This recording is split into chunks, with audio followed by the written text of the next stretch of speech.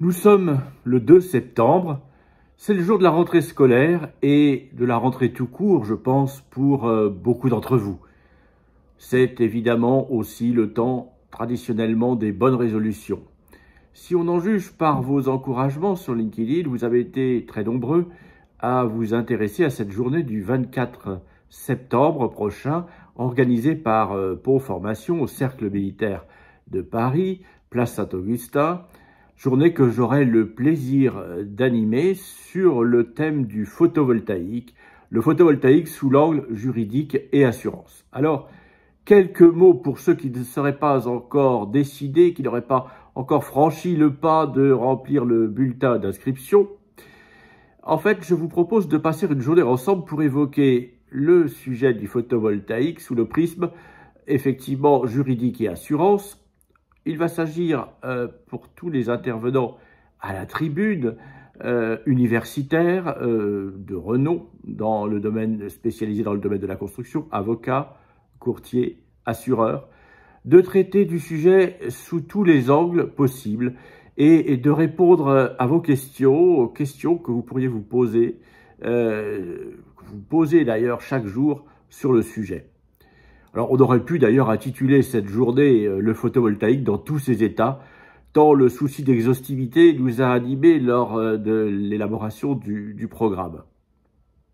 Il y aura en effet 8 intervenants qui vont succéder à la tribune, plus une tribune de plusieurs représentants des assureurs.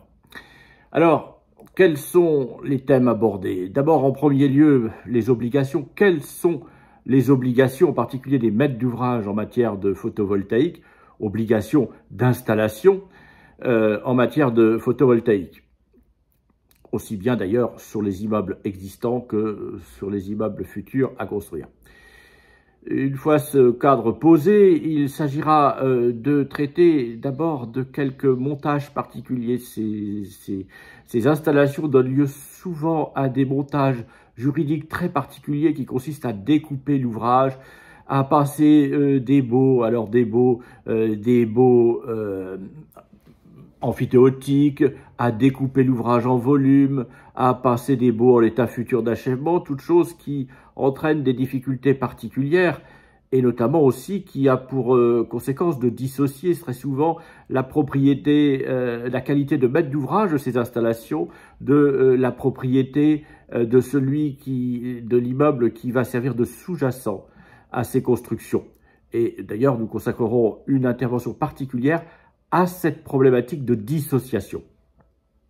Évidemment, le sujet nous conduira à évoquer les questions de responsabilité qui ne sont que très peu traitées par la jurisprudence, en tout cas par la jurisprudence de la Cour de cassation, qui nous laisse souvent dans une certaine incertitude.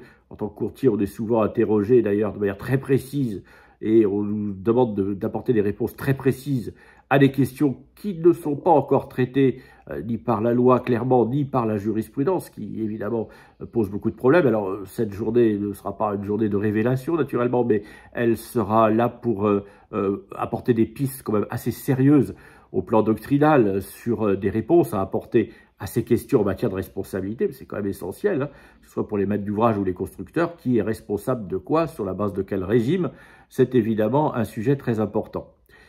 La grande partie de cette journée sera naturellement consacrée à l'assurance.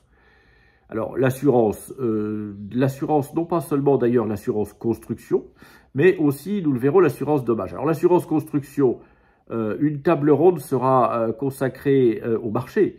Les assureurs, un certain nombre de représentants des assureurs viendront présenter leur vision, leur analyse, la manière dont ils entendent couvrir ce genre de travaux particuliers. Puis, nous évoquerons aussi, toujours sur l'assurance, quelques points très juridiques concernant strictement le contrat d'assurance. Ah oui, tout simplement, par exemple, quel est le régime juridique qui va s'appliquer au contrat d'assurance, assurance obligatoire, assurance facultative, avec toutes les conséquences que cela peut avoir. On sait que là encore, c'est un point d'hésitation quasi permanent. Nous évoquerons aussi d'ailleurs la pertinence juridique d'un certain nombre de clauses qui sont insérées dans ces nouvelles garanties d'assurance, pertinence juridique par rapport à l'ordre public applicable en matière d'assurance construction ou d'assurance tout court. Hein. On sait que dans ce domaine-là, la liberté contractuelle n'est pas totalement de mise, ce qui n'est pas sans poser certains problèmes. Et puis, nous évoquerons aussi sur le sujet des assurances le cas où ces installations sont réalisées en marché public, car on sait que depuis plus d'1 an, maintenant, le Conseil d'État refuse d'appliquer le fameux article 1797 du Code civil qui permet d'exclure les éléments d'équipement à vocation exclusivement professionnelle. Et on sait que parfois on classe ce type d'équipement, ce type d'éléments d'équipement dans cette catégorie. Alors cette catégorie n'a pas de sens au marché public. Quelles conséquences et comment les assureurs finalement vont appliquer cette jurisprudence? Alors là aussi, il n'y a peut-être pas de révélation, mais il y a des pistes de réflexion.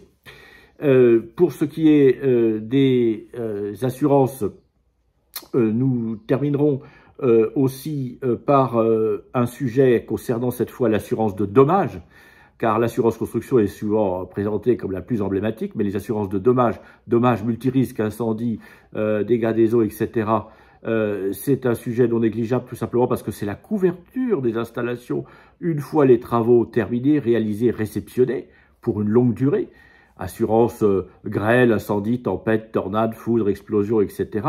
Et on sait que ces assureurs, posent un certain nombre de conditions d'assurabilité qui supposent pour la plupart, pour y satisfaire, de réfléchir à la question avant même d'avoir réceptionné l'ouvrage lors de sa conception.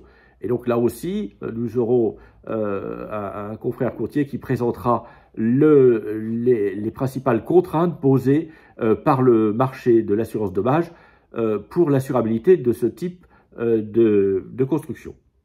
Enfin, j'oserais dire en bon français, last but not least, notre souci d'exhaustivité nous conduira aussi à évoquer les possibilités de montage assez largement méconnues proposées par les assureurs en matière de garantie financière. Là, on sort du contrat d'assurance, on passe à la garantie financière et on s'aperçoit que dans ce domaine du photovoltaïque, pour peu qu'on soit un peu créatif, il ne s'agit pas d'offres standards, mais personne qui viendra évoquer ce sujet fait preuve en général d'une grande créativité et vous montrera qu'il est possible d'inventer, il est possible de proposer, il est possible de créer des offres dans ce domaine-là sur le terrain des garanties financières.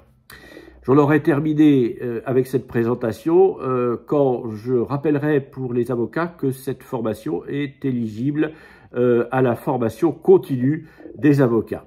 Je vous espère donc évidemment très nombreux pour cette journée que nous passerons ensemble, qui sera une journée aussi marquée par les échanges et la convivialité. Il n'y a pas simplement que la tribune. On pourra poser des questions naturellement après chaque intervention, mais il y aura aussi les phases, je dirais les périodes plus conviviales. Nous déjeunerons ensemble, nous aurons les pauses, etc. Donc il y aura aussi un temps pour les échanges informels. Et donc, à bientôt, je l'espère.